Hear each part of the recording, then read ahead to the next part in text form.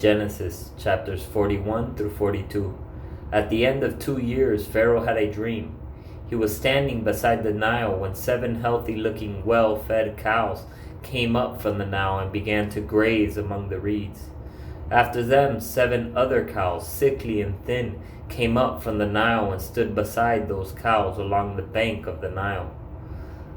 The sickly, thin cows ate the healthy, well-fed cows. Then Pharaoh woke up. He fell asleep and dreamed a second time. 7 heads of grain, plump and good, came up on one stalk. After them, 7 heads of grain, thin and scorched by the east wind, sprouted up. The thin heads of grain swallowed up the 7 plump, full ones. Then Pharaoh woke up, and it was only a dream. When morning came, he was troubled, so he summoned all the magicians of Egypt and all its wise men. Pharaoh told them his dreams, but no one could interpret them for him. Then the chief cupbearer said to Pharaoh, "Today I remember my faults." Pharaoh was angry with his servants, and he put me and his chief baker in the custody of the captain of the guards. He and I had dreams on the same night. Each dream had its own meaning. Now a young Hebrew, a slave of the captain of the guards, was with us there. We told him our dreams. He interpreted our dreams for us, and each had its own interpretation. It turned out just the way he interpreted them to us. I was restored to my position, and the other man was hanged. Then Pharaoh sent for Joseph, and they quickly brought him from the dungeon. He shaved, changed his clothes, and went to Pharaoh. Pharaoh said to Joseph, "I have had a dream, and no one can interpret it. But I have heard it said about you, that you can hear a dream and interpret it." "I am not able to," Joseph answered Pharaoh. "It is God who will give Pharaoh a favorable answer." So Pharaoh said to Joseph, "In my dream I was standing on the bank of the Nile, when 7 well-fed, healthy-looking cows came up from the Nile, and grazed among the reeds. After them 7 other cows, weak, very sickly and thin, came up. I've never seen such sickly ones as these in all the land of Egypt. Then the thin, sickly cows ate the first 7 well-fed cows. When they had devoured them, you could not tell that they had devoured them. Their appearance was as bad as it had been before. Then I woke up in my dream. I also saw 7 heads of grain, full and good, coming up on one stalk. After them, 7 heads of grain, withered, thin, and scorched by the east wind, sprouted up. The thin heads of grain swallowed the 7 good ones. I told this to the magicians, but no one can tell me what it means." Then Joseph said to Pharaoh, "Pharaoh's dreams mean the same thing. God has revealed to Pharaoh what he is about to do. The 7 good cows are 7 years, and the 7 good heads are 7 years. The dreams mean the same thing. The 7 thin, sickly cows that came up from them are 7 years, and the 7 worthless heads of grain, scorched by the east wind, are 7 years of famine. It is just as I told Pharaoh. God has shown Pharaoh what he is about to do. 7 years of great abundance are coming throughout the land of Egypt. After them, 7 years of famine will take place, and all the abundance in the land of Egypt will be forgotten. The famine will devastate the land. The abundance in the land will not be remembered because of the famine that follows it, for the famine will be very severe. Since the dream was given twice to Pharaoh, it means that the matter has been determined by God, and he will carry it out soon. So now let Pharaoh look for a discerning and wise man and set him over the land of Egypt. Let Pharaoh do this. Let him appoint overseers over the land and take 1/5 of the harvest of the land of Egypt during the 7 years of abundance. Let them gather all the excess food during these good years that are coming under Pharaoh's authority. Store the grain in the cities so they may preserve it as food.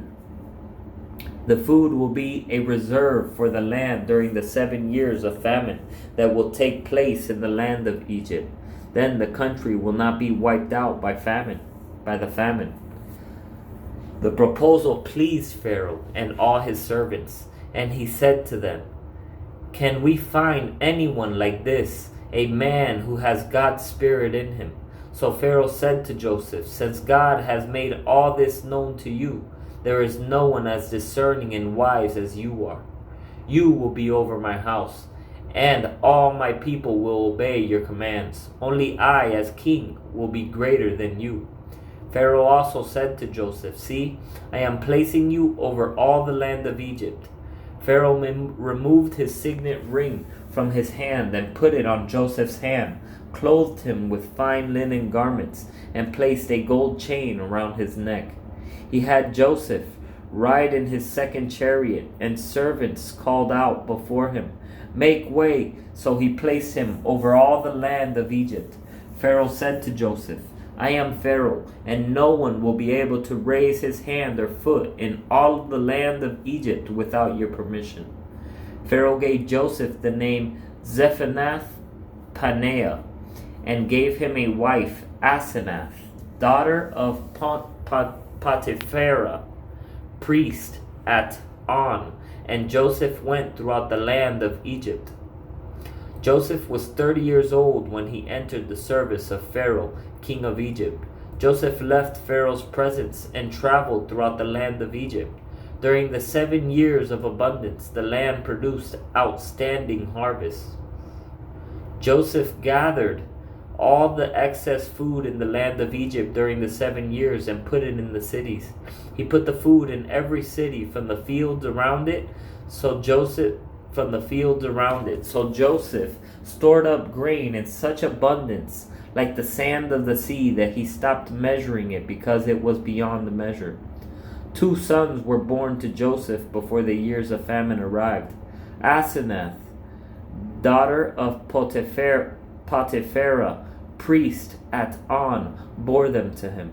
Joseph named the firstborn Manasseh and said, "God has made me forget all my hardship and my whole family."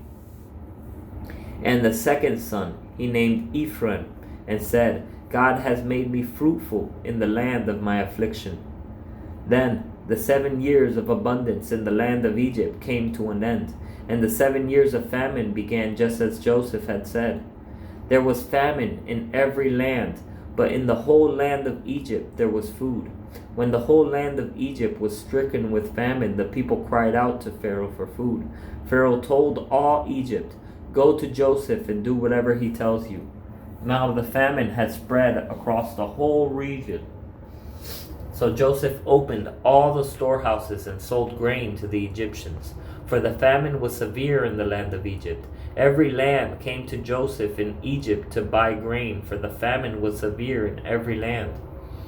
When Jacob learned that there was grain in Egypt, he said to his sons, "Why do you keep looking at each other?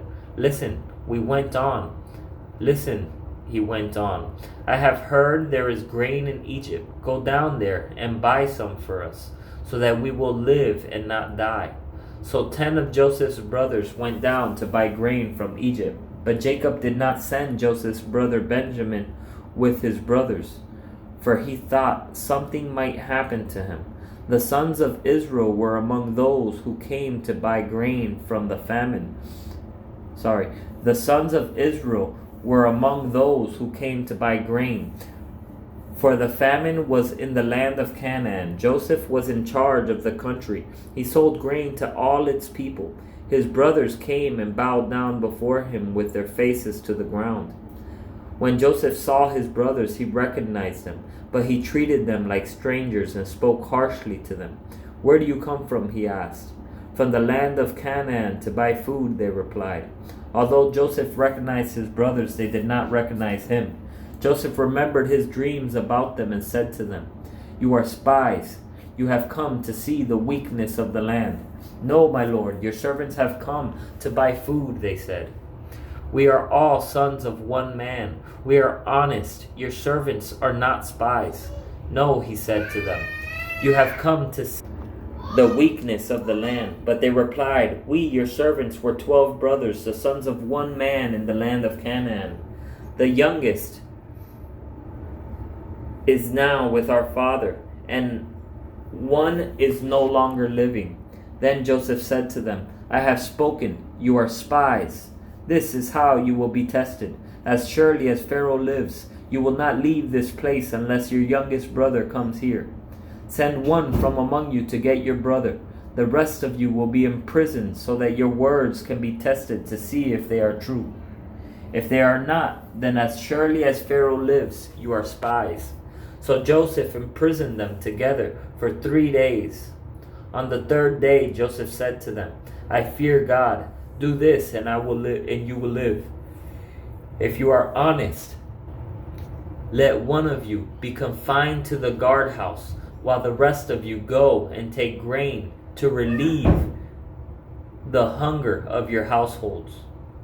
Bring your youngest brother to me, so that your words can be confirmed. Then you won't die. And they consented to this.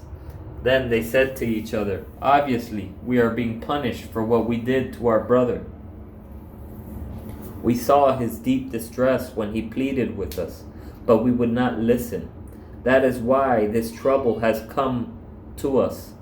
But Reuben replied, Didn't I tell you not to harm the boy? But you wouldn't listen. Now we must account for his blood. They did not realize that Joseph understood them, since there was an interpreter between them. He turned away from them and wept. When he turned back and spoke to them, he took Simeon from them and had him bound before their eyes. Joseph then gave orders to fill their containers with grain, return each man's silver to his sack, and give them provisions for their journey. This order was carried out. They loaded the grain on their donkeys and left there. At the place where they lodged for the night, one of them opened his sack to get feed for his donkey, and he saw his silver there at the top of his bag. He said to his brothers, My silver has been returned. It's here in my bag. Their hearts sank, trembling. They turned to one another and said, What has God done to us? When they reached their father Jacob in the land of Canaan, they told him all that had happened to them. The man who is the Lord of the country spoke harshly to us and accused us of spying on the country. But we told him, We are honest and not spies. We were 12 brothers, sons of the same father. One is no longer living, and the youngest is now with our father in the land of Canaan. The man who is the Lord of the country said to us, This is how I will know if you are honest. Leave one brother with me, take food to relieve the hunger of your households, and go. Bring back your youngest brother to me, and I will know that you are not spies, but honest men. I will then give your brother back to you, and you can trade in the country. As they began emptying their sacks, there in each man's sack was his bag of silver. When they and their father saw their bags of silver, they were afraid. Their father Jacob said to them, It's me that you make childless. Joseph is gone and Simeon is gone. Now you want to take Benjamin? Everything happens to me. Then Reuben said to his father, You can kill my 2 sons if I don't bring him back to you. Put him in my care, and I will return him to you. But Jacob answered, My son will not go down with you, for his brother is dead, and he alone is left. If anything happens to him on your journey, you will bring my gray hairs down to Sheol in sorrow.